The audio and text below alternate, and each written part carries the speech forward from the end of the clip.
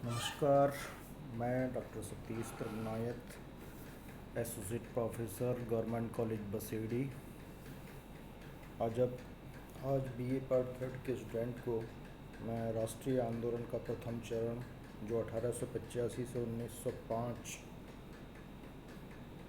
की गणना की जाती है, उसके बारे में बताऊंगा। इस काल को उदारवादी युग भी कहा जाता है, क्योंकि इस काल में कांग्रेस का नेतृत्व उन महान विभूतियों के पास रहा जिन पर ब्रिटिश उदारवाद का प्रभाव था। इन महान विभूतियों में सुरेंद्रनाथ बनर्जी, दादाभाई नौरोजी, फिरोज शाह मेहता, गोपाल कृष्ण गोखले, उमेश चंद बनर्जी तथा मदन मोहन मालवीय प्रमुख थे। इसके अतिरिक्त कुछ उदारवादी अंग्रेज भी इसके सदस्य थे, जिनमें A O. Hume, sir William Wedderburn, George Yule, McQueen Smith आदि प्रमुख थे। उदारवादी भारत में ब्रिटिश साम्राज्यवाद को वरदान समझते थे। उनकी ये मान्यता थी कि अंग्रेजी राज्य के कारण ही वे अपने अतीत का ज्ञान प्राप्त कर सकते हैं और भविष्य में भी इसी के सहारे अपने देश का उत्थान कर सकते हैं। अतः ब्रिटिश साम्राज्य से संबंध रखने में ही भारतीयों का हित है। उदारवाद युग की मांगें।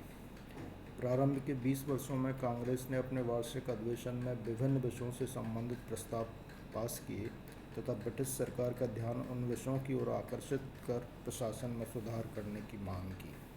पहली मांग थी भारत सचिव की इंडिया काउंसिल को समाप्त करना।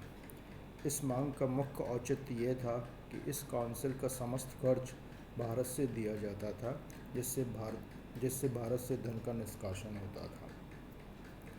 द्वितीय मांग थी केंद्रीय तथा प्रांतीय काउंसिल का विस्तार हो, उनमें सरकारी नामजद सदस्यों की संख्या में कमी तथा निर्वाचित और गैर सरकारी भारतीय सदस्यों की संख्या में वृद्धि करना, ताकि भारत में प्रतिनिधि शासन की स्थापना हो सके।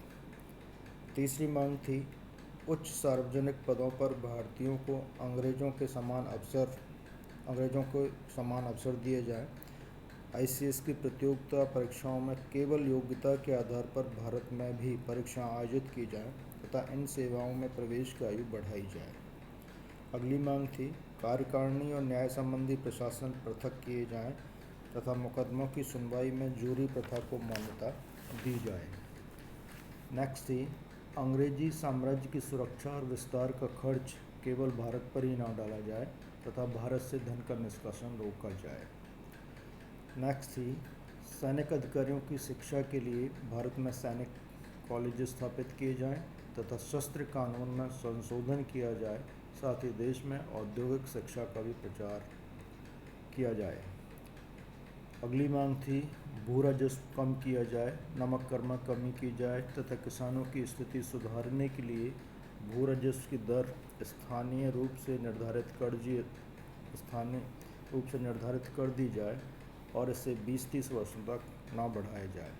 इसके अलावा ये मांग भी थी कि भारत में निर्धनता कम करने के लिए कुटीर उद्योगों को प्रोत्साहन दिया जाए और भारत में तकनीकी शिक्षा उपलब्ध कराई जाए।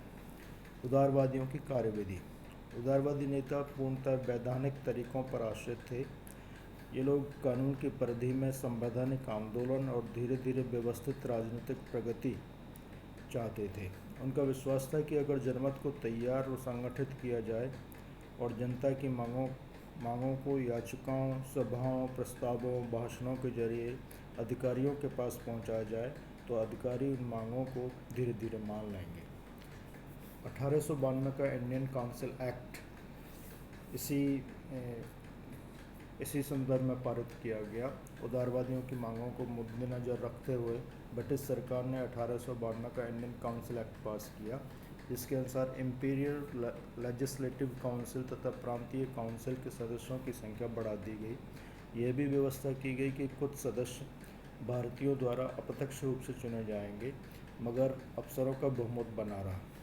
काउंसिलों को वार्षिक बजट पर विचार विमर्श करने का अधिकार दिया गया, मगर वे उन पर वोट नहीं दे सकते थे। इंग्लैंड में भारतीय सुधार समिति। कांग्रेस ने इस युग में अपनी मांगों को मजबूत बनाने के लिए इंग्लैंड में अपनी संस्थाएं स्थापित की। 1887 में दादाभाई नौरोजी ने लंदन में इंडियन रिफॉर्म एसोसिएशन की स्थापना की। नौरोजी ने इसके उद्देश्यों के बारे में बताया कि शासन सत्ता का प्रमुख स्रोत इंग्लैंड में है, इसलिए इंग्लैंड में कांग्रेस द्वारा किए गए कोई भी वैधानिक प्रयत्न अधिक प्रभावशाली और लाभदायक होंगे। 1888 में विलियम डिग्बी की सहायता से वहाँ इंडियन एजेंसी की स्थापना की गई, जो 1889 में भारतीय राष्ट्रीय कांग्रेस की ब्रिटिश समिति बन गई। इस समिति ने इंडिया नामक समाचार पत्र निकाला और 1893 में भारतीय संसद समिति बनी, जिसके प्रयत्नों से ब्रिटिश संसद ने आईसीएस की परीक्षा भारत में आयोजित करने का प्रस्ताव पारित किया। अगली क्लास में जो प्रमुख उदारवादी नेता हैं उनके बारे में मैं आपसे चर्चा करूंगा। धन्यवाद।